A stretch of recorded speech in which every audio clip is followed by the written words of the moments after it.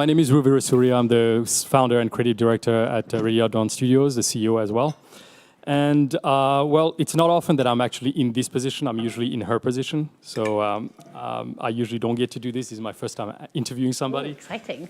Yeah, it is exciting. Actually, I'm kind of excited because I couldn't have asked for a better person to interview. I've known Siobhan for a long time now. We both work in partnership with Sony for a long time. Mm-hmm. And I was going to introduce you as the studio director, but in your own words, would it be right to say that you're a wildcat herder? The wildcat herder, Yeah. I feel like sometimes I'm the cat herder, sometimes the lion tamer.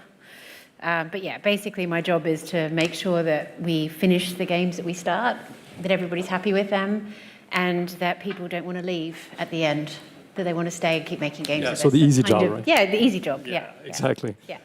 But before we start talking about Media Molecule, I want to ask you a little bit about yourself. Okay. Most developers I know have had a moment or a game that actually have guided them into game development. What was yours? Resident Evil. I think for me, games had been something that was not my first love, but I was always very interested in I was hugely into theater and film and music, and from when I was a little girl, I just collected hobbies, I guess, and there would be whatever and they were usually to do with making up stories or make believe or that kind of thing. And I think with Resident Evil, it was the first game I ever played that actually made me feel something. And it sort of eclipsed everything else at a point where I was like, wow, this is where that games truly are the intersection of all of these interests that I had of theater, music, fashion, stories, all of it. The only thing that actually brings them all together, and technology, obviously, that the only thing that brings them all together is games. And interactivity. That's the addition exactly. in so many ways. All of that. So that was the one where I was like, oh, okay, that's an interesting avenue. And when you guys started Media Molecule, was some of those goals actually part of the goals that Media Molecule had? Yeah, I mean, the goals right at the beginning was based around creative gaming. So we had formed around the idea of, Alex and Mark and Dave and Kareem had had an idea about this sort of music jamming game that they wanted to make, and that was the seed of it. And when they spoke to me and they were talking to me about that game, I really loved the idea of making something collaborative. I'd been working at Criterion on the Burnout series for years, and so the idea of doing something that was just completely different was very attractive. But also making something in a very different way was really attractive. So the thing that really excited me about starting with the guys was the fact that we could actually build a studio that worked in the way that we wanted it to, and sort of have this my dreams of working in a cool collective or whatever, actually feeling like we were part of this creative, interesting, arty thing. I felt like I loved my Criterion days. They were amazing, but that was very much more about almost making a pop song, or it was Burnout was this perfect, brilliant game to work on. Learned so much, and I kind of wanted something a little more wild, and boy, did I get it. Yeah, actually, talk about something really wild and interesting. I mean, one of the things that have defined you, and at least for me as a gamer, in the situation where I'm a developer, I usually overanalyze games oftentimes. Yeah. But I still remember the first time I played LittleBigPlanet. You guys built something that is so unique in the game industry, which is that we normally make curated games, very curated games, for people to enjoy the way that you want them to enjoy them exactly. Yeah. UGC has been a huge part of user created content, right? Yeah. It's been a huge part of your DNA, of who you've become. Was that part of the early ideas when you said something special about Media Molecule? Yeah. Was that part of the early thing? Yeah, definitely. And I think that also comes from the Bullfrog days of Mark and Alex. So if I think about what they were doing in the Bullfrog games, a lot of it was about that kind of endless play, tinkering, trying things out. Sort of most importantly, not everybody having the same experience. And I hadn't worked on anything quite like that. Everybody on the game, on the Burnout games, they played it in their own way. But they were making God games, so they were completely different. And when we started, it was really interesting, when we actually started to figure out what the curated experience people would have, it was that was sort of a source of a lot of discussion of that, like how long do we hold people's hands, or how much do we care if like how much we can't tell people whether or not the level's good. We can't, like, we have to let people be creative in exactly the way that they want to be. And so learning how to let go, or like, you know, if people wanted to fill the thermometer up, like, and they wanted to fill the level with a whole bunch of things, like we sort of had to let go of sort of not letting them do everything. Do you know what I mean? So it was like, we had to sort of figure out when we needed to hold their hand, when we needed to let go. And it was, and in Dreams, that's been exactly the same, but amplified even more, is just, how do you, just letting people go off and do their own thing. But isn't there a certain fear as a developer? I mean, for everybody out there, when you do something, it's already, you know, kind of scary enough sometimes to put a creation that you've made in front of everybody, in front of the public, the press, to be judged in many ways. Isn't it scarier even when you put something that really other people have to create? Oh, yeah. I mean, I think when all the way throughout making Little Big Planet 1, there was a lot of discussion with people sort of asking us the question of, did we really think people would create? You know, that was like a very common thing that we would be asked, is like, do we really think that they'll do it? And we had to just keep going, yes, like, yes. Believe it, right? Yes, yeah, exactly. We had to believe it. But we didn't truly know, and we've told the story before of like when we did the beta for LBP1, and I'll never forget sitting in the little room with Alex, and we like knew it would take half an hour to play through the first bit before the community opened up, and and we were just waiting for like that first dream to appear, and we did exactly the same with Dreams. Oh, no, Dream. In LBP, they were not called Dreams. But we did the same with Dreams recently, and it was just like waiting for that moment to see somebody that wasn't in any way connected to us actually making something.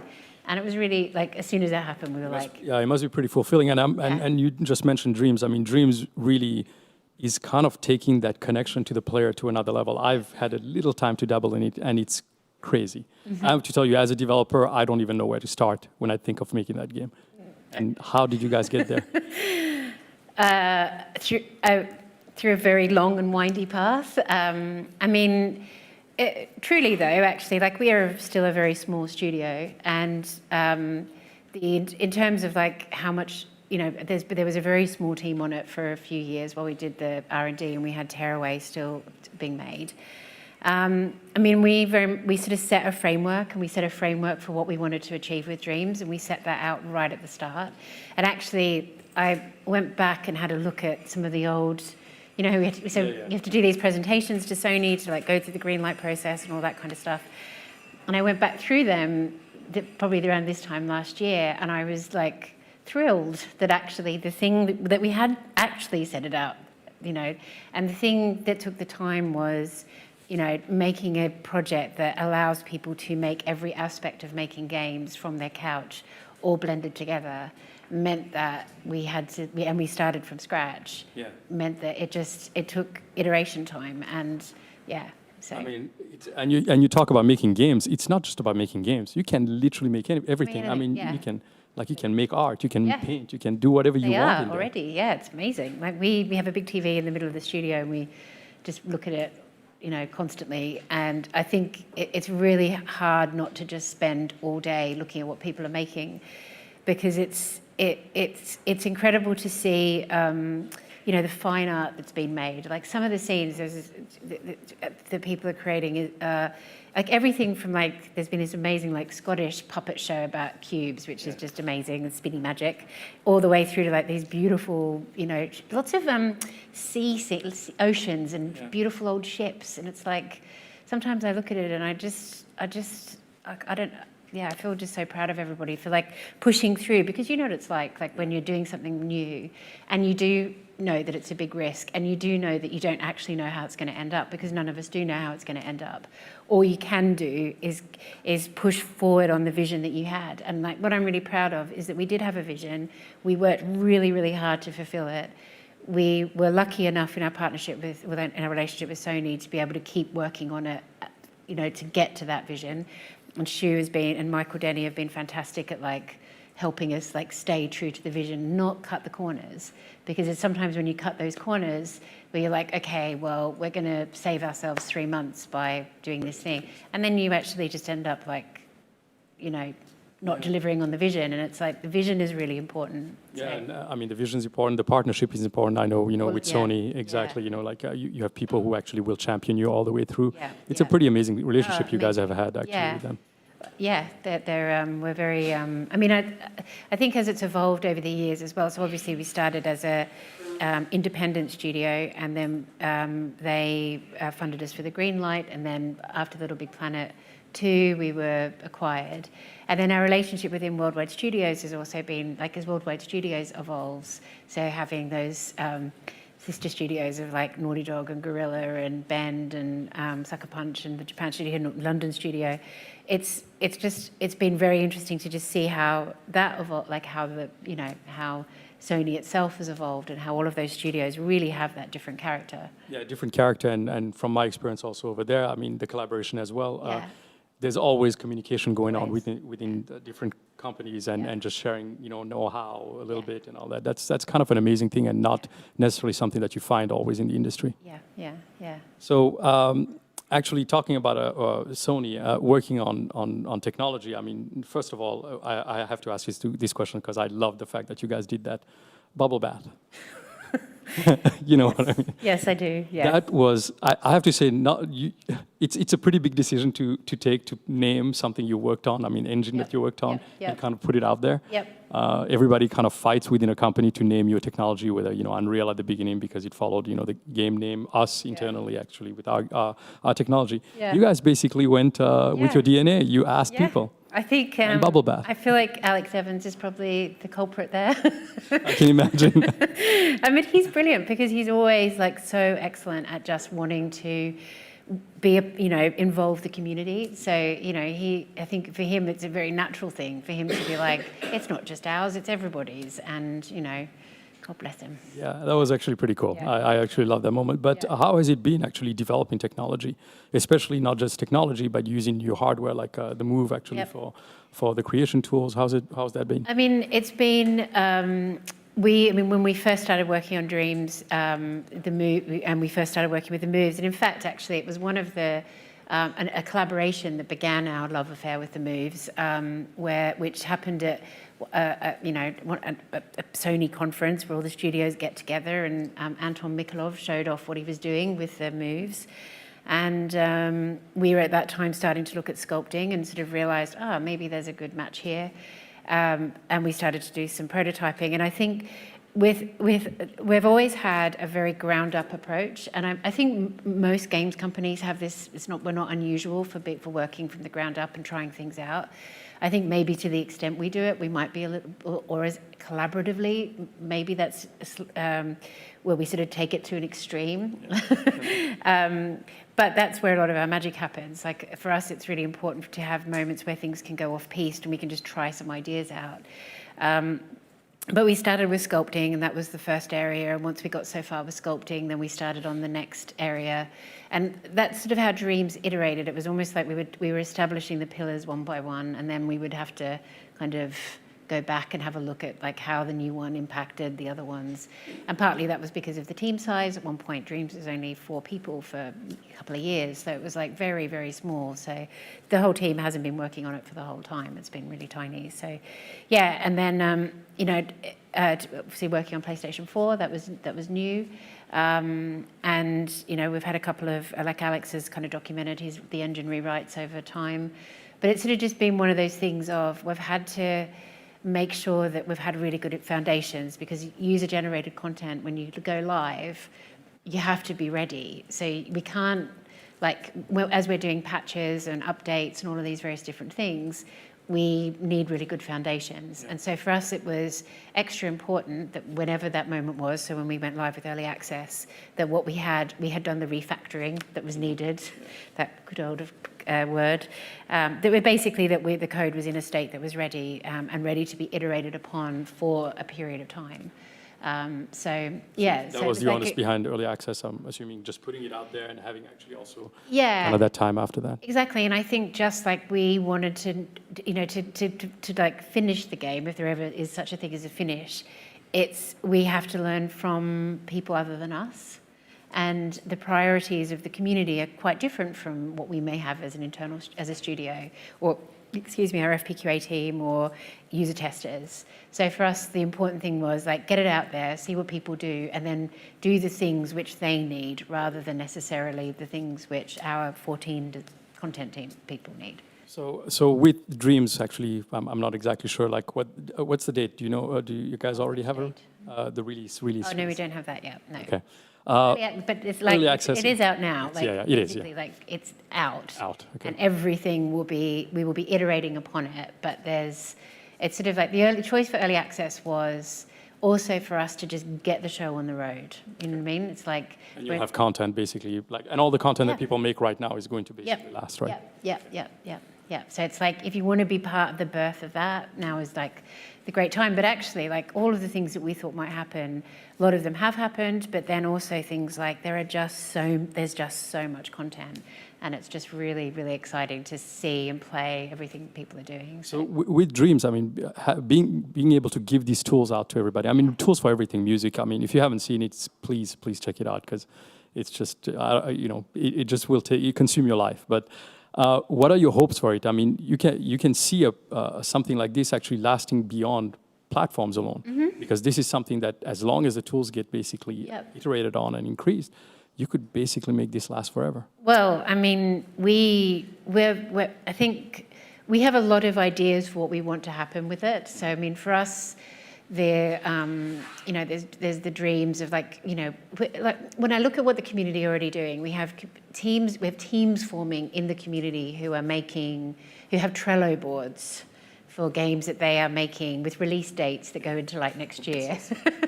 We have this amazing husband and wife team in Poland who are making a game together with the Demon's Penance, which is like about a magical cat, which looks very exciting, and it's coming out next year, and it's truly like one of the most anticipated games for me. So when I look at what people are doing there, we have people who are bringing their creations into Dreams. So one of our creators, Cody Bear, she's brought in her character, Frederick the Fox, who's now like spawned all of these games that he is the star of. And you see just those little things, and then you see like concept artists who've come to it and made, these beautiful scenes and are discovering that actually they might be able to make games, musicians doing the same thing. And our dream was to break down the barrier to entry for games, but also expose to people outside of games that like this medium is all of ours.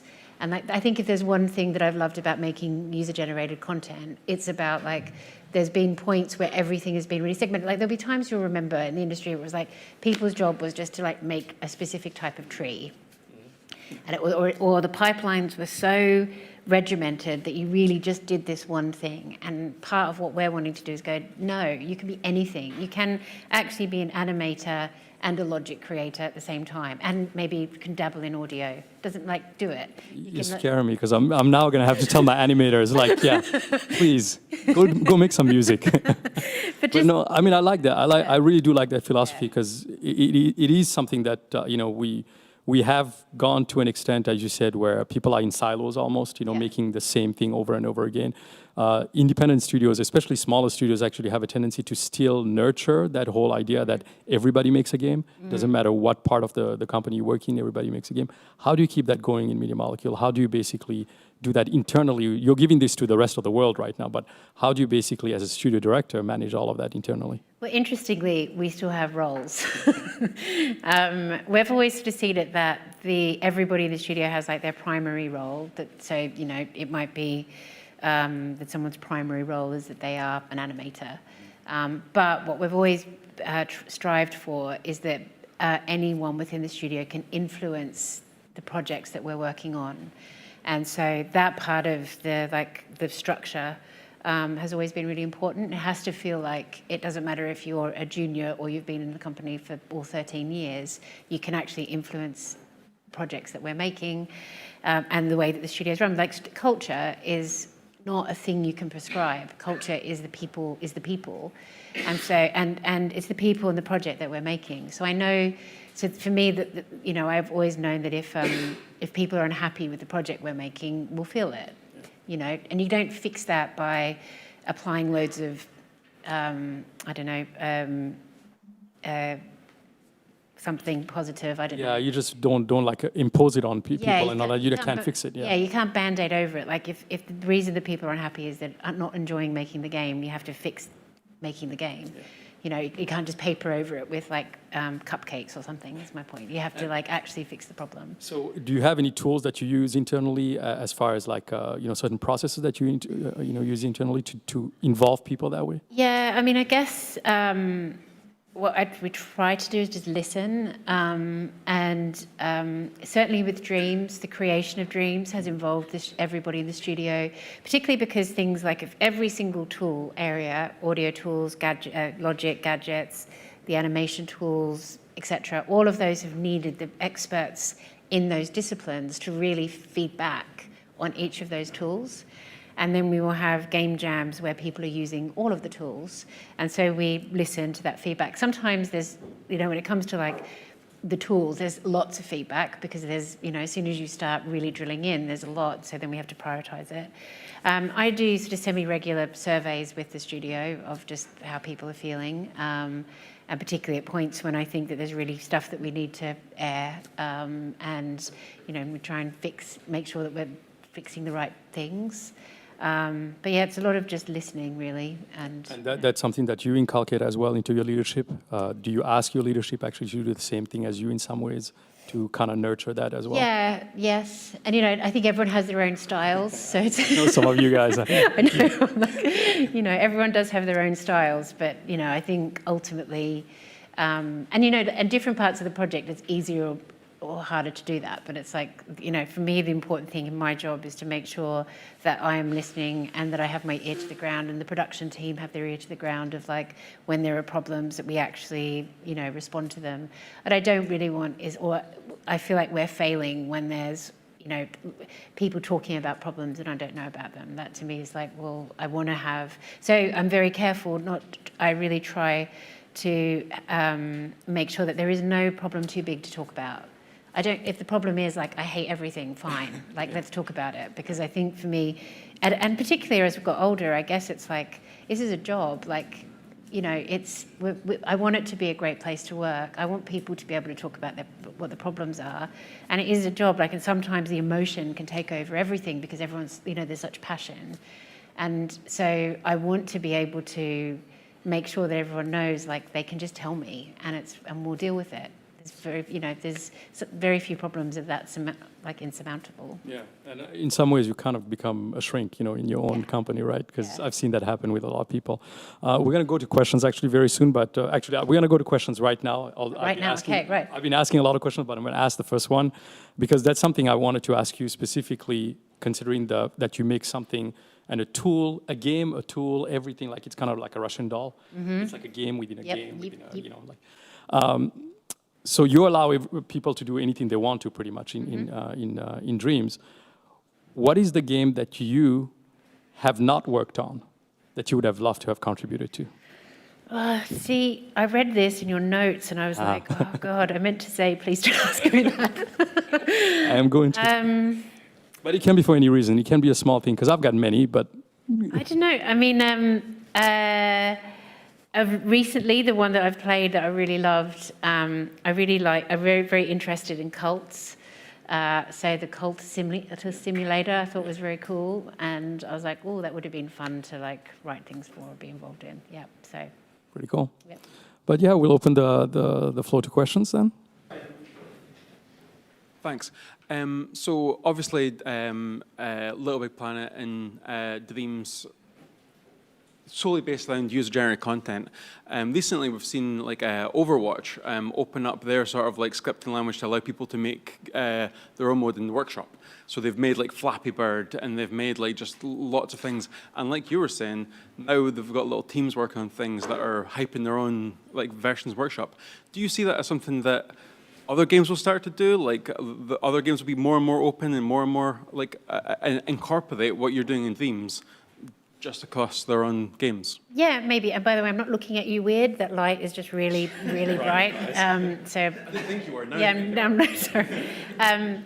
Yeah, I mean, I think like, particularly like this generation of young people, they would have all grown up playing things like Minecraft and Roblox. And I think the idea of games being just closed is something that that they're completely unfamiliar with. And I think that's really exciting. So it doesn't surprise me at all. But in some ways, that was what games used to be a long time ago, was it was more open. And I think maybe there are cycles, or maybe just that idea of it being like, I've always thought that there is a real joy of making games as well as playing them. And so the more that you love a game, maybe the more you love tinkering with it. So yeah, I wouldn't be surprised if we saw more of that. We can certainly know that it's enjoyable. So if people enjoy it, why not? Yeah. Thank you, guys. Thank you. Okay.